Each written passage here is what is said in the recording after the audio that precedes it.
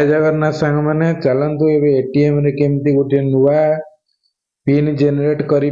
जो ATM card T postal माध्यम आपण घर को आसवे चलतु मु एटीएम मेसीन पाखक पलि आसली जोटा कि एसबीआई एटीएम जो नुआ कार्ड टी आपण कौन करेंगे एटीएम रे नुआ कार्ड टी पुश करेंगे पुश कला परे जो प्रोसेस देखंतु मेसीन माध्यम रे मु आपण मानको डिटेल कहूची। प्रथम कौन करेंगे कार्ड टी पुश कले जो होम पेज आसीबो आपण बैंकिंग रे क्लिक करेंगे तले जो अच्छी पिन जेनेट देखंतु पिन जेनेट क्लिक करेंगे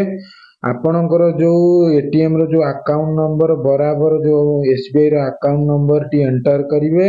एंटर कला परे राइट साइड रे अच्छी कन्फर्म बटन को क्लिक करेंगे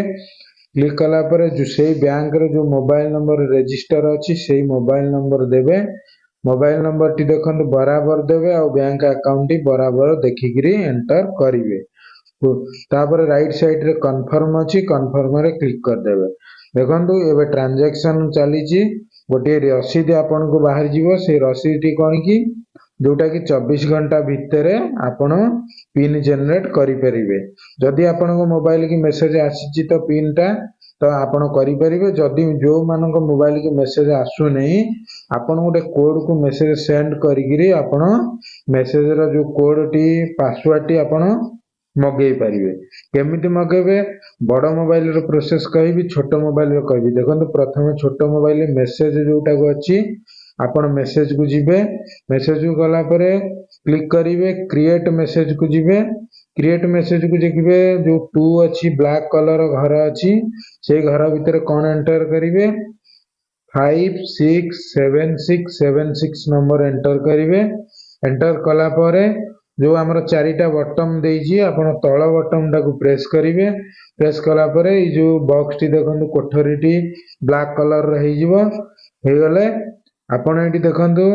प्रथम पिन एंटर करेंगे बड़ अक्षर रे तापर एटीएम रो लास्ट 4टा डिजिट एंटर करेंगे तापर बैंक अकाउंट रो लास्ट 4टा एंटर करी सेंड कर देबे देखंतु मु सेम प्रोसेस रे सेंड कर देली आपण भी सेंड कर देबे आ गोटे ध्यान देबे मु मेसेज टी देखिया पूर्व कहूची जदि आपनकर छोट मोबाइल रे मेसेज वेरीफाई होनी 10 टंका गोटे आपण main balance top up recharge कर देबे नले मेसेज सेंड हबो नहीं बड़ मोबाइल रे फ्री मेसेज अच्छी देखो ये जो मेसेज टी 5676 पठे रिक्वेस्ट सक्सेसफुल हो जाए चलतु एसबीआई रो जो मेसेज टी आसी से मेसेज टी आपण मानकु देखैबी देखो एसबीआई रो मेसेज टी पळै आसी एटी गोटे पिन नंबर देखंतु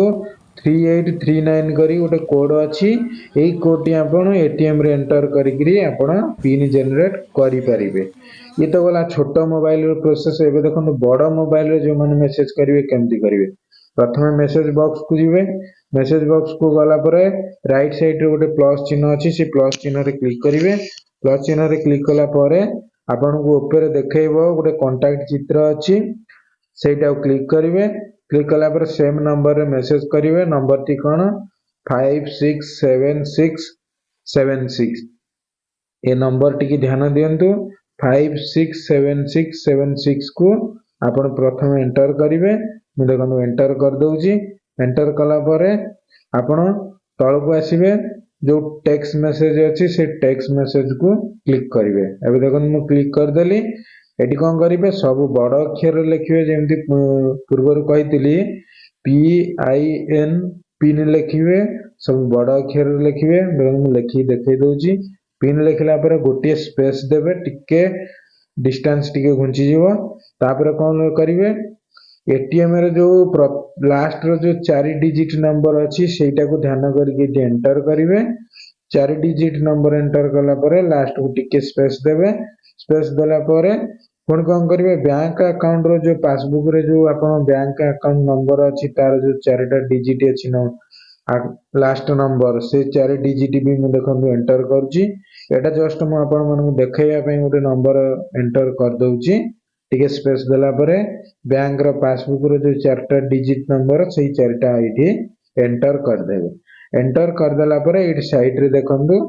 गोटे बॉक्स भितर गोल भितर तीर चिन्ह अछि इटा क्लिक कर देबे आपनकर एसएमएस टी सेंड हे जिवो सेंड हे गला परे गोटे रिटर्न एसएमएस पळे आसीबो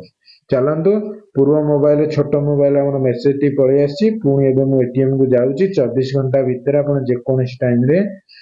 पासवर्ड टी चेंज करेंगे। मु एटीएम को पलि आसला वीडियो टी भल लगी गोटे लाइक सब्सक्राइब कर दियंतु चैनल को। चलतु देखिबा एटीएम रे।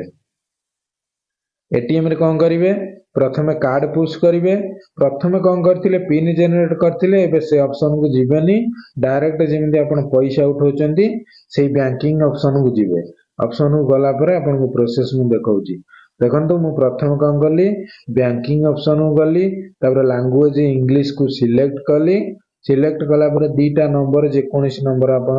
मारी परिबे दीटा मागुची यस कर देबे।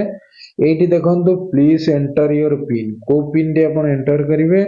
जो पिन नंबर टी आपण मोबाइल की मेसेज आस्तिला तापर पिन चेंज अछि लेफ्ट साइड रे देखंतु पिन चेंज रे आपण क्लिक करिवे। क्लिक कला परे एटी कोन लिखिची एंटर योर न्यू पिन एटी मु नुवा पिन नंबर दे दोची चारटा दिथर दबा को पड़िबो री एंट्री करिया को पड़ियो। प्रथम थर दे देली जो सीक्रेट नंबर जोटा आपण हिसाब रे रखि परिबे दी थर दे देली। एटा देखंतु transaction PIN change has been successful लिखि देला। एबे पिन टी हमर चेंज हो जाय छी एटीएम माध्यम रे। एबे मो बैलेंस टी आपण मानकु चेक करबी। देखंतु वीडियो टी भल लागितले निश्चय चैनल को सब्सक्राइब करन दी वीडियो एई बड़ी वीडियो मु आपण मन पई ए चैनल माध्यम रे नै आसी। देखंतु एबे कौन करिवे कार्ड टी पुश कर देला परे बैंकिंग क्लिक करिवे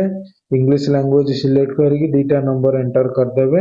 एंटर कर देकरी यस कर देबे। एठी जो पिन टी वर्तमान मु जनरेट करिछि सेही नुवा पिन टी मु एठी एंटर करिवि। एंटर कर देली कर देला परे एठी देखंतु बैलेंस इंक्वायरी करिवे आपण मन देखिबे बैलेंस टी इंक्वायरी करके सेविंग अकाउंट टी क्लिक कर देली। क्लिक कर देला परे टिके प्रोसेस होउछि। ए देखंतु मोर बैलेंस देखाई देला। एमती आपण एटीएम को जाय पिन चेंज करि परिबे। जय जगन्नाथ।